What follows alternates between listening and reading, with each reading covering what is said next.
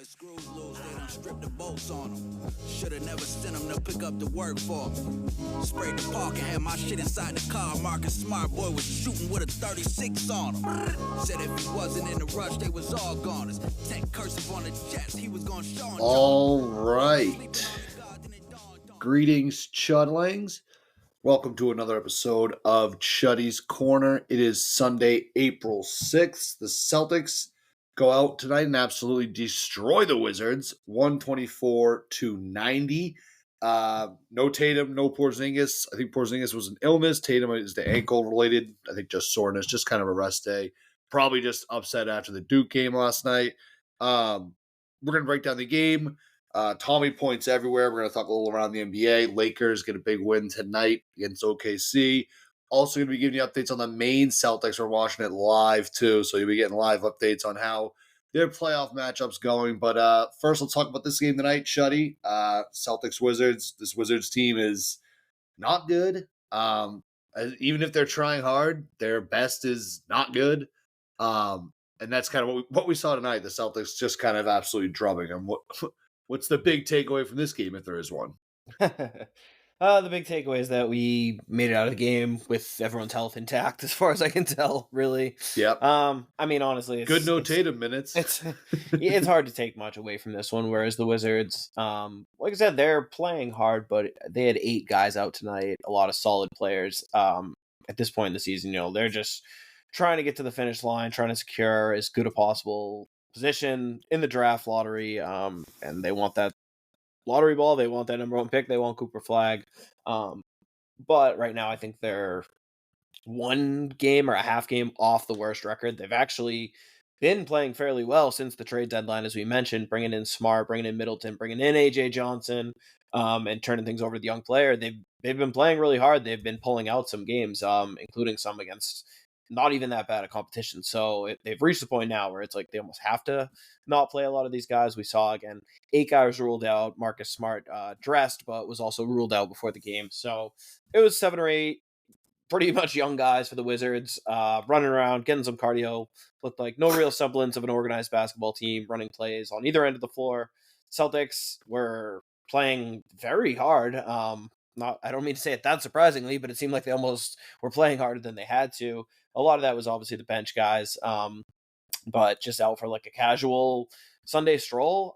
Could go right up and down the roster. Highlight, I would say, every single guy who got in there played well and had some moments during this game. Total team effort, just getting whatever they wanted. No disruption in their passing lanes. No one really blocking off the drives. Late contests on the shots. Layup lines whenever the Celtics wanted to get inside the lanes. It was a little bit of everything, truly. So, yeah, I mean, that's the takeaway. You saw 2 teams going in opposite directions and, frankly, with opposite goals even. Yeah, this is 2 trains left the station, opposite directions entirely. But again, I do feel like these are the games. I mean, it was a 20.5-point spread going into the game. Mm-hmm. I feel like these are this year. Again, we looked at that. There's 9 times they've been double-digit favorites and they've lost outright. So get a little bit nervous. No Tatum out there, but yeah, at the end of the day, this was, I mean, not even at the post-game show. It seemed like Eddie House was truly just like even angry that these 2 teams even had to play basketball. He was, yeah. It's like it's just the schedule. They're an NBA team. You have to play them, but it just was very bad. They're very bad. I didn't realize that Marcus was ruled out before the game. I just thought it was like we're trying to lose games, and you being in there won't help with that. I think that's essentially what it was. I think they just dressed him probably as purely an amount of guys thing, where they only had like 8 guys, I think, dressed, or 7 or 8 guys. I don't know if they would have been facing a forfeit. I don't know if he was just dressed for like insurance reasons or worst case scenario, they put him in so they don't have to forfeit or something. But yeah, again, I mean, you saw what that Wizards team was doing, especially tonight. There was just really no reason to have Marcus out there trying to be a part of that. Like, again, what he kind of stands for and will bring to the game is not really what that game was about for the Wizards. So I think they're happy to come in here, run up and down, take their loss, get some experience for their young players, and get on with the last 3, 4, 5, however many left games they have this season, and hope to lose them all and hope that they'll get the number 1 pick in the draft. Really is where they're at this point. And again, credit to them for fighting because they've played actually a lot harder than a lot of other teams have over the last month or so. Yeah, it didn't feel like the Suns game where that team was just a team with nothing. Like this just was like, this is almost like we just assembled a team to come play like pickup basketball, like you said, just to avoid a forfeit, pretty much. So yeah, I don't even really want to rag on the Wizards as much as we did with the Suns because, I think the Wizards are doing what they need to do, and hopefully it'll work out for them. And if they get Cooper Flag and add it to that team, then they got a decent little squad there. So definitely, and we didn't see several of their good young players tonight, and the ones we did see, I mean, again, this team, they traded away Valanciunas at the trade deadline, which, obviously he had no reason to be on the team. Rashawn Holmes was out tonight with that. They really have no big man. You saw Alex Sarr, the rookie, who I like, but he's more of a 4, at least at this point. Maybe he'll be a 5 someday, but you could just see it. Absolutely zero post presence for the Wizards. Celtics were able to get whatever they wanted around the rim. 62-32 rebounding. Yes, exactly. Paired, one of the most difference. That's crazy. One of the biggest discrepancies you'll see down low in an NBA game in terms of the rebounding, and it was both ways. And Celtics were shooting the ball incredibly, generating easy shots, making layups and threes. And when they were missing those good shots, they were more often than not, it felt like getting the rebound, kicking it back out for another shot. And again, it was just like turn taking up and down the roster of everyone. Okay, now you can have a few sequences here. Now you can have a few sequences, but it was like everyone went in, got their work in, did what they had to do, and got out of there. So great all around performance, and good to see also the Celtics not playing down to the level of competition. And everyone who was out there, I thought for our end, played really hard on both ends. Like we could have played a lot worse, and with how hard the Wizards were playing, this certainly could have been at least a closer game. But the Celtics were not intent on letting the Wizards get one sniff of hope today, which is nice to see. We went up 20 in the first, and there was like that one moment where I was like, all right, we're probably going to have to win this game like 2 or 3 more times. We talked about that all year where they build this lead, it gets to like 5, and then we got to do it again. Not today. Beat them again. But this was wire to wire. Wizards didn't lead at any point in this game. Celtics led by as much as 36. Just as a thorough ass kicking pretty much. I do want to talk just about some of the other guys that, I mean, we're going to obviously give out some Chuddy Chains soon too, but everyone on the team was just hustling an insane amount tonight, which, again, for me on a Sunday 6:00 game, you always get a little nervous, but the team seemed especially locked in for this one. It did. I don't know if that's just this time of year, if it's something to do with Marcus Smart, if it was just the fact that Tatum's out. I think some of these guys, want to go out and prove that they can still play well without Tatum. The non-Tatum minutes has always been a discussion. Sure. But yeah, this was pretty fun. Shireman is like, are we at a point when is he going to play in the playoffs or like how much they have to be up in the playoffs for Shireman to come in? Probably a good amount. I mean, it depends who we're playing. I think, round one, if maybe. If we're playing the Hawks or the Heat or someone and it's just a laugher, like we can play the rotations, I think, the way we are now and go 10, 11 deep if the games are just comfortable. But I think, in real playoff intent conference finals, playing the Cavs, the Thunder, someone like that, he's not seen the floor. Obviously not there, but I'd love to see him get some early playoff experience. No, I mean, he continues to be great, and it's just so funny when the Celtics roll out, like, go to that bench tonight, and the first 3 guys that comes in is just Shireman, Pritchard, and Hauser. They're all hustling their asses off. Dude. They're all hitting threes, making sick passes. It must be so demoralizing. Again, not that the Wizards, want to win, but as any opposing fan base. Just human nature, yeah. Yeah, exactly. You just see that coming in, and you're like, what the fuck? They're just, making the Torrey scrappiest plays. Torrey Craig, too, absolutely. Yeah. Absolutely. Yeah, absolutely. He was there. Everyone was just diving around everywhere. Luke had the play where he dived out, smashed off the guy's knee, gave the great first. That's a great gift for Luke doing the first down thing. That was excellent. Torrey Craig, too, hit the ground and get a ball that was rolling out of bounds, too. Everyone was just it was just, I don't know, like a pick up your friggin' shovel and go to a work day. Yeah. This was like the Celtics, relatively speaking, when everything goes right and they're at their best, obviously without their best player and another one of their best players and not having to fully lock in against this competition. But that's about realistically as well as they can play, given all the circumstances. Yeah. All right. Kudos to them. You got anything else on the game? No, wait. Yeah, you got anything else on the game? First time, this is the most offensive rebounds in any game since 2000. They have 25 offensive rebounds tonight. Pretty fucking crazy. Yeah, I can believe that, certainly. I did love also that, speaking of offensive rebounds, when Hauser got that offensive rebound, he just ran right out and just popped the 3. early That's on in the great. game. Yeah. Such like a great, it's just street ball mentality right there. Yeah. Just like clear it and pop it, dude. I It's loved like when you they didn't need to clear it, but he did and just drained it. when they're doing the replay on that. I think it was Drew. I forget if it was Drew or Scal, and they're like, "All right, if you're 70+ years old, look away." Like scribbling out for that, launching the three after the rebound being read wide open under the hoop. Gotta love that. Oh, it's great stuff. No, the only other thing, I mean, I thought another game where Jaylen looked good. Didn't have to do too much, but had some nice moments. Continues to shoot the ball pretty well. And again, like no real, not a lot of resistance, but again, just good to see him able to go out there and do what needed to be done in the brief moments. He only played 21 minutes, and again, all keeping an eye on those. Well, it's interesting because for that game count, obviously everyone's eyeing that 65 games to see if he'll make All NBA. Another little feature of that's not as prominently displayed as the 65 games is that in those games you have to play at least 20 minutes. So it can't be a situation where Brown just like starts the game, plays 3 minutes, comes out, and that counts. You got to play. So the way it went down tonight with him playing 21 minutes and not re-entering the game makes me believe there definitely is an eye on that. Yeah. So I don't love it, but like we've said before, I trust him. They've earned it. He said they've looked at the injury and there's nothing that playing can do to make it worse. So yeah, they said whatever. that rest. I don't really that rest begrudge him. There's nothing that more rest could do to make that better. So it's really just a pain tolerance thing. So right. So if he, but honestly, that's a little bit concerning in a long term perspective. But perhaps like that, it's again, just like he just hurts, dude. Sucks. Like that's kind of not our. Well, ideal. yeah, but for right now, I don't think it's like a permanent issue forever or anything. So might just be like he banged his knee, just got like a bruise. Wasn't it originally like a contusion? Wasn't it originally listed as like a contusion or something? Yeah, I think so. But again, I mean, he has to play 3 of the last 4 games. So again, he can play 20 to 25 minutes in 3 games, rest 1 game.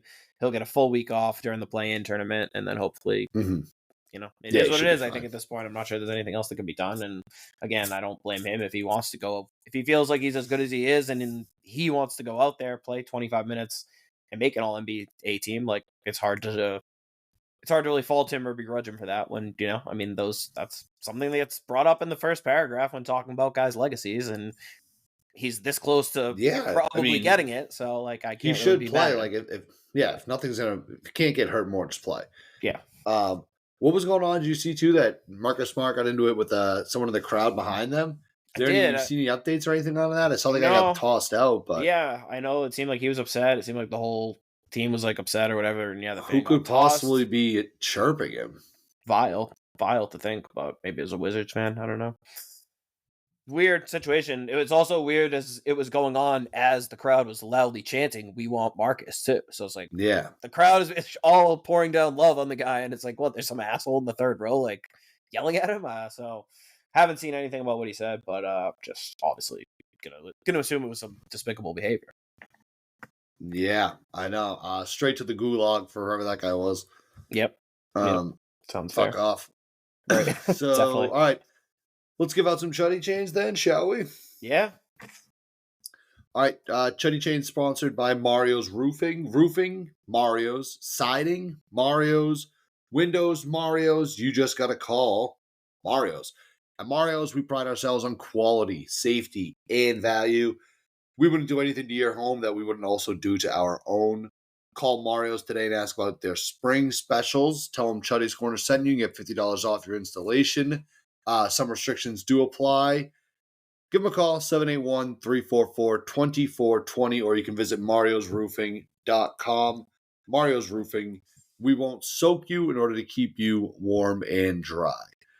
All right. I think I'm first today, and this is a tough one because there's a lot to choose from.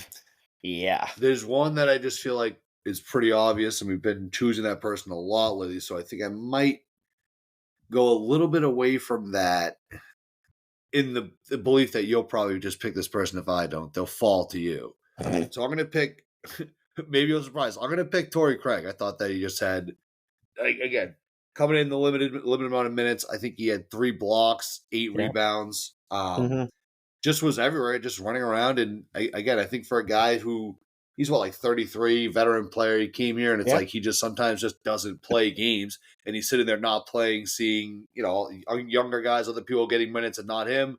Having a good attitude about it. Like, he has no he came here halfway through the season. He has no connection to the Celtics. He doesn't need to be a good guy about all this, but it seems like he just came in, bought in, and just when it's time for him to step up, he steps up, and there's something there. Plays hard every time. So whenever he's out there, something good's happening. 40 hustle. He's just all over the place. I think that's what I don't know. He's just be known as. The guy's just an absolute hustle guy. So Torrey Craig gets my Chuddy Chain tonight. Yeah, well A deserved. surprise first overall pick. Yeah, no, but I think well deserved. Like you said, came in and just was playing super hard. The energy was tangible. Once he hit the floor, I was like, all right. Yeah. Got to start really looking at him for that first pick. Love to see that. Well, again, you've kind of handicapped me as I can't not go with Luke Cornett, but need to give honorable mention to guys we haven't even said the name of tonight. Al Horford, who had 10 rebounds. Drew Holiday had 13, 7, and 5. Derek White, 19 points, 5 and 9 threes. It is pretty crazy. We barely even talked about any of the starters. Like, yeah, I feel like I just have to say these guys' names because they all played so well, and on any given night, the performance they had would have been worthy of Chuddy Chain. But as you kind of foreshadowed, Luke Cornett has just become, we're going to have to rename this award to a Cornett Chain at a certain point. 13 points, 14 rebounds, 3 assists. His passing has sneakily become very underrated. 9 of those offensive rebounds, plus 21 in his minutes. And again, he's just dominating the games lately. Like, there's no other way to put it. He is an absolute beast out there. It's like someone told him, like, hey, I think you might actually be better at basketball than you think you are. And he just believes it, and now he plays like wild. it. It's wild. He's absolutely owning the paint, and he looked like a boy. I mean, a man against boys out there tonight. The way he was taking care of business, just 9 offensive boards on a night. There were lots of offensive boards, but it seemed like he was just tipping the ball back. He had that one. He finished it, but he almost a monster putback dunk. He kind of like pulled up short and almost just like laid it in, but man, he just continues to give them such a friggin' lift, and it's crazy to see with no Porzingis. It's like, you could not possibly have imagined, I don't think, better minutes in his stead at the beginning of the season from anyone on the roster. Especially, and if I told you they were going to get this good of production, you probably would have thought, oh, I guess Tillman is going to is going to have a breakout, or maybe even Keita or something. But for Luke to have ascended to this level of player before our eyes, just remarkable. Can't say enough. Yeah, I mean, do you, based on and we've talked about this award, is he? He should be in some kind of consideration for most improved player. Is that a crazy thing to say? Does it go to a guy who's kind of a bench guy? Because I know they're going to give it to I think Cade Cunningham's the guy. It's what?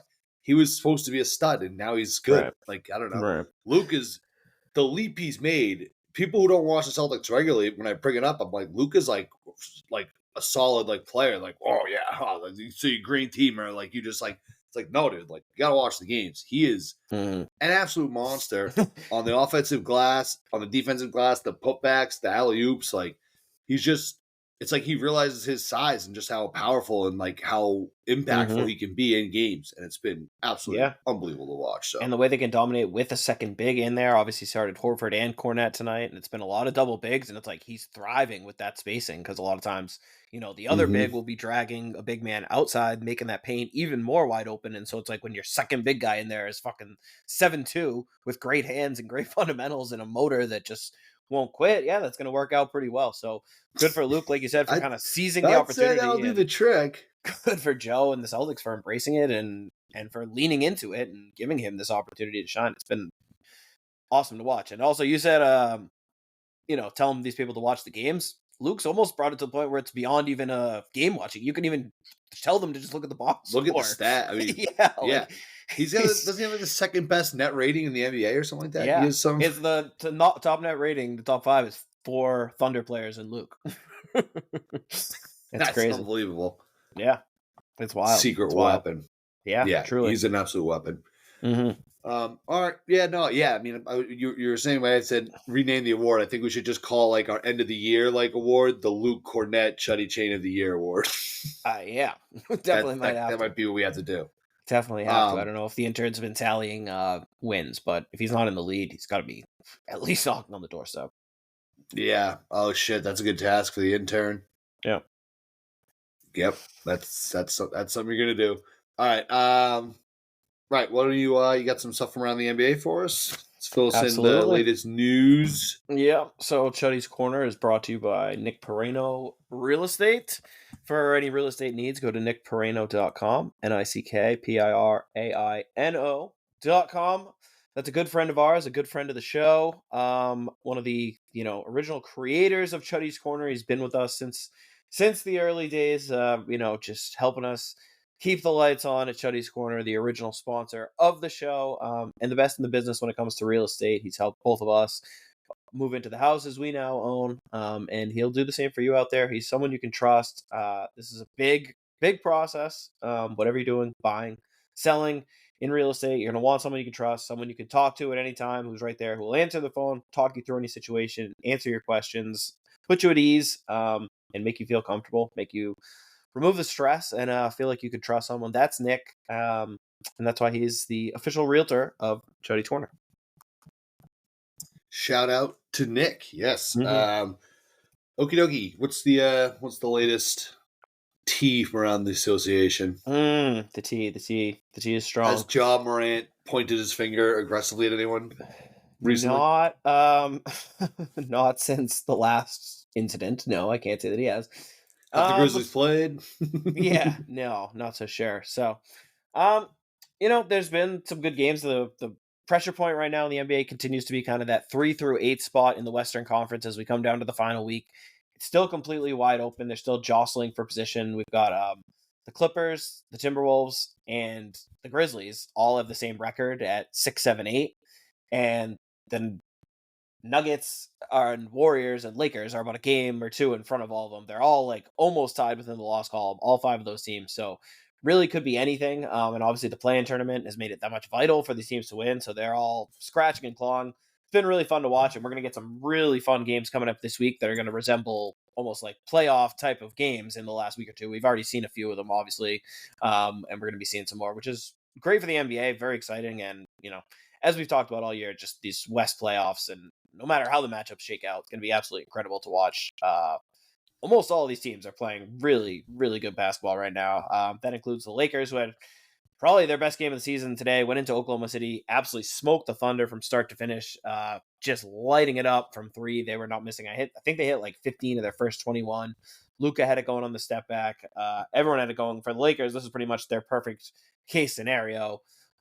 Moving the ball, hitting threes, and just running out, controlling the game, not letting really anyone else but SGA get going. Tough game for J-Dub. For the Thunder, I think you don't want to overreact too much. They've obviously had everything sewn up. They don't want to show too much. So, you've got one team, like I just mentioned, the Lakers, with a ton to play for still. The Thunder haven't had much to play for in a while, so don't want to read too much into it. But still, they had all their guys going in this game. They were at home, and the Lakers just shit-bumped them. So, impressive stuff for LA. Hard not I feel like that's just like your classic, like, now everyone's going to think the Lakers are they figured it all out, and the Thunder are probably just like, we don't care at all about this game anyway. Yeah, and pretty much. I don't know. I still don't buy that Lakers team. I'm selling on that team. Yeah, I mean, I don't buy them as in there now should be favored to beat the Thunder or anything like that. But I mean, I wouldn't even say that. I just still think they are who they've shown to be over the last few weeks. Definitely, they got a nice win over the OKC. It's going to be a great thing to talk about. But definitely, I don't know. We'll see. Again, I think so much comes down to the matchup. I think so much comes down to their matchups. For all these teams, but them especially, where they have no big men and an old team that can get abused by athletic perimeter players. So they've got pretty clear deficiencies that can be attacked by the right personnel. That is pretty crazy, though. I'm looking at the standings right now. The Lakers are... It's nuts. Between the Lakers and the Grizzlies, it's 2 games, and there's 8 teams there. Or 6 teams there. Right. So, and two of those teams, any one of those teams could lose 1 or 2 games, now they're suddenly having to play an extra game. Right. Yeah. Maybe 2 extra. And maybe not even get in the playoffs. Literally, could just lose and not, the fucking Nuggets could just have a bad week and miss the playoffs, literally. That's fucking so insane. Crazy. This league, baby. This league. This is awesome. So, look, March good Madness, drama. Wrapping good up with this little April Madness. Speaking of the Nuggets, they're playing right now. Another story to watch closely. Jamal Murray has now been ruled out for his 5th straight game. This just looked like a rest thing with a hamstring issue, but again, this is his 5th straight game. Michael Malone, before the game just now, said that this is not like them being cautious situation. He's hurt. There's a legitimate injury. And he was asked if he's ready for the playoffs, and he said, hopefully. So he basically said it's frustrating. He said this started as Interesting. day to day, and now it's not day to day. I was like, whoa, wait a minute. And if you What did recall, he this is do? eerily similar to what happened last year. It was an ankle last year for Murray. He went out, missed a game, and same at first. It was no big deal, and then suddenly he missed a few weeks. And if you recall, he was never right, was trying to play through in the playoffs, was clearly not 100%, and then had a rough playoffs, rough offseason, disastrous stuff with the Canada and the Olympics. And people were wondering if he was just like washed or his body was broken. He's been playing He great for might the last be. few months.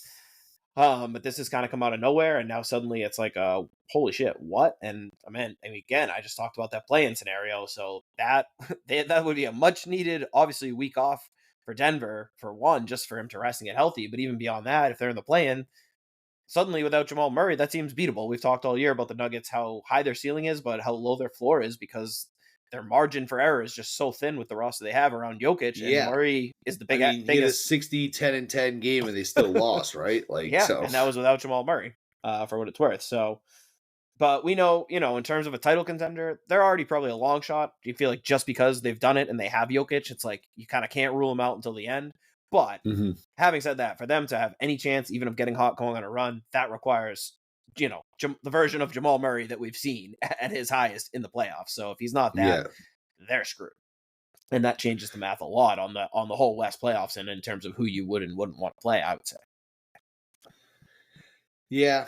It's going to be interesting. I think Jamal, the injuries, the constant injuries of this guy, it's just, I don't know. It sucks. The Nuggets got some things they got to figure out because you're losing Jokic's best time. And if you're going to count on Jamal Murray being healthy in order to get the most out of your Jokic years, it's getting a little tough. I like the guy, but it's getting tough to do that. It is, and I'm not sure how you pivot, like what you can do to make it better. Well, but yeah, if this doesn't work out well, I think this would be the fourth time in 5 years that they've had Murray either not playing or less than 100% in the playoffs, and the one time he was 100%, they won it all. They won, yeah. So it's tough. It's damn tough. Yeah, it is. Yeah, injuries suck. Yeah. Anything else? It is also the Cavs, another loss tonight to the Sacramento Kings. Interesting. And again, much like we talked about with the Thunder, the Cavs, they don't really have anything to play for, but still, all their guys out there losing at home 120-113 to the Kings. That's it's not great, is all I'll say. They're not playing their best basketball going into the playoffs, that's for sure. Again, it's might be long season, everything's wrapped up. And we've seen this malaise. It's not really like they're not like OKC that has it so locked up. Like we're not going to catch them, but it's still kind of like it's gotten close. Yeah, yeah. Well, we're probably. I think they'd have to lose out. I think we'd have to win out. But but it's just kind of like strange to be mailing in at this point when you're not that far ahead, I guess. Right, and with all their guys, like their normal rotation, all playing normal minutes too. So.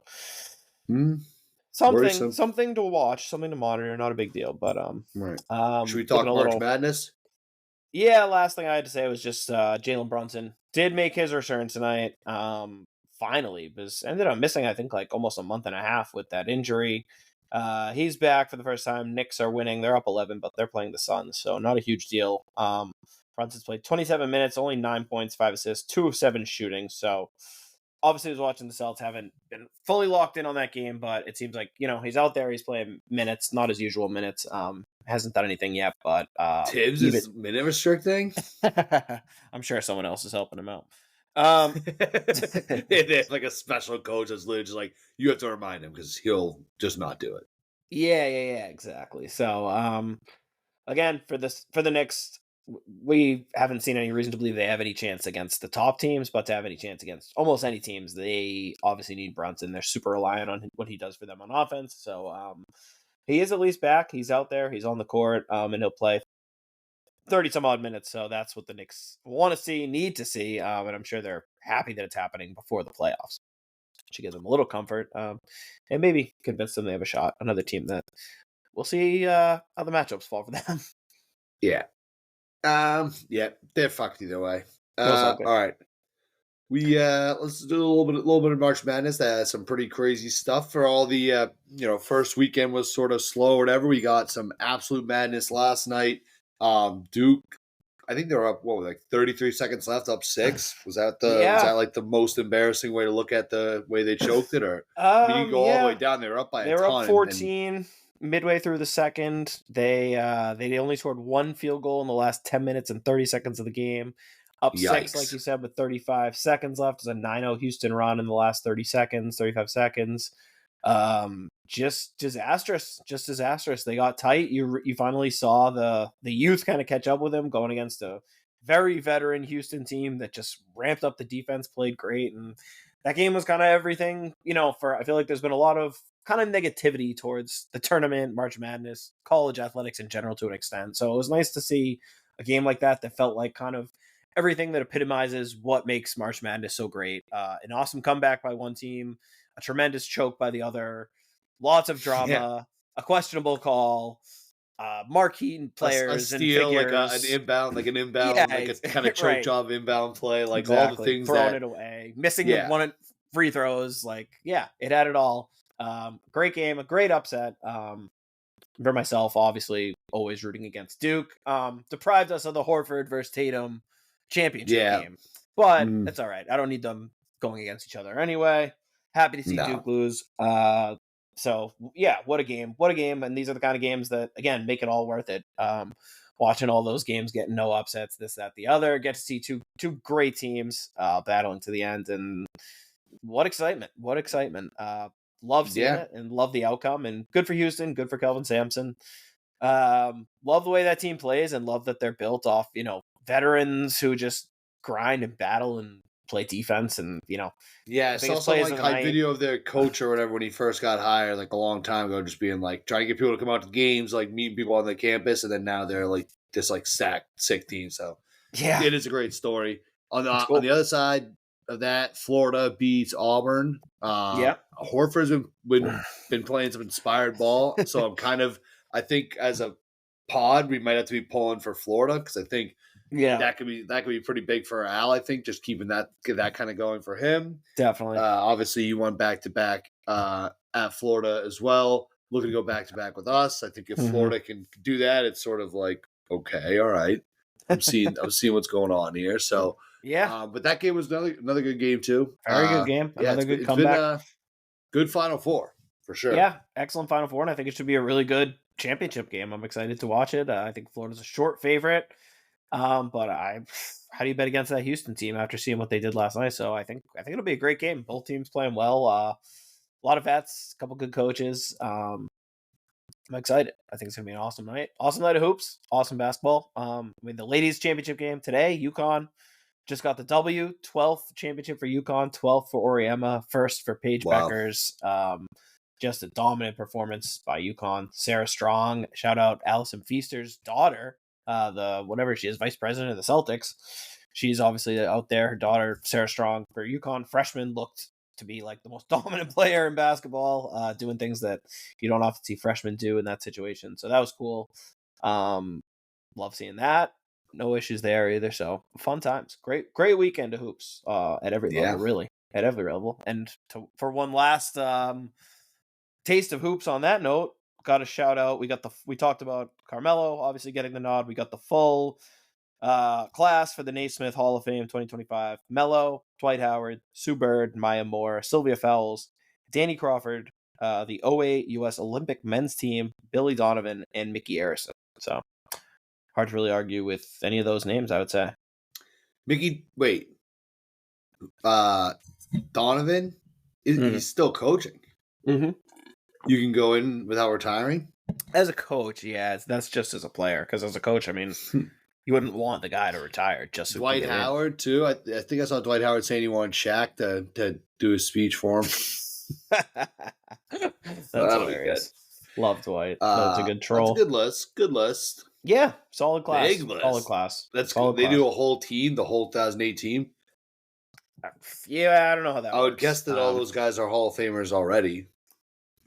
Well, most of them. Maybe. I'd have to look at the entire list. Yeah, we're gonna pull it up now. Some guys still active, or just haven't had a chance to go in yet. Obviously, I think LeBron and KD were on that team. Was Derrick Rose on that team? Maybe, I don't know. off the top of my Carlos head. Boozer, Jason Kidd, LeBron, Deron Williams, Michael Redd, Dwayne Wade, Kobe So a lot of guys Bryant, not Dwight. all of him, actually. Yeah. Tayshaun Prince, Chris Paul, Chris Bosh, Carmelo. So Yeah. actually, surprisingly, way So that fewer than I the- would have thought. So that's kind of strange. Like if you're like, do you call yourself an NBA Hall of Famer now? If you're I is mean, Tayshaun I Prince certainly an NBA would. Hall of Famer? yeah. I mean, I definitely would. Yeah. The answer is yes, But they definitely. just they nominate the whole team, so it's just like, yeah, dude, I'm in the Hall of Fame. What do you mean? Yeah, he is. Congratulate, yeah. Let us be the first to congratulate Tayshaun Prince, Deron Williams, Carlos Boozer. You're Hall of Famers. Michael Redd. Welcome, Yeah. Michael Exactly. Redd. Well earned. You're welcome. Well earned. Come on in, guys. It's Hell awesome. yeah. Hell yeah. All right, we got the Knicks coming up on Tuesday. You just mentioned Brunson's back. Are we just gonna beat the shit out of him again? Is that the pick? Is that the play? I mean, I hope it's the play. I think it's more about what the Celtics want out of this game. I feel like the Celtics have made a pretty definitive Punish statement. them. They've made a statement against the Knicks already. They really have nothing less to prove, and it seems like But if the Knicks beat us, it doesn't matter. We have to beat them and beat them well. I would like to, but I don't think it really matters. And again, I think there's a good chance we see this team in the 2-3 matchup in the East Conference semifinals. There's no reason to really show them anything. Similar situation happened last year. We just do what we've been doing. We don't have to do anything different. No, for sure. But I don't think the Celtics have to treat this game like it's anything more than a game.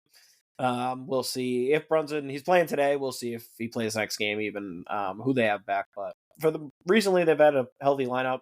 Anunoby and Bridges have really gotten going with Brunson out, which, maybe we'll see if that carries over. Could be a silver lining from that injury because it seemed like those guys weren't nearly involved enough on offense.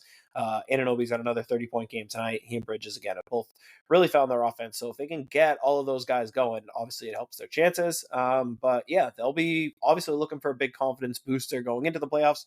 Hopefully we won't provide one. But again, I wouldn't get too bogged down with trying to win this game if it becomes a pain in the ass. All right. Yeah, so we'll look forward to that game. Hopefully the similar outcome from all the other times we played them.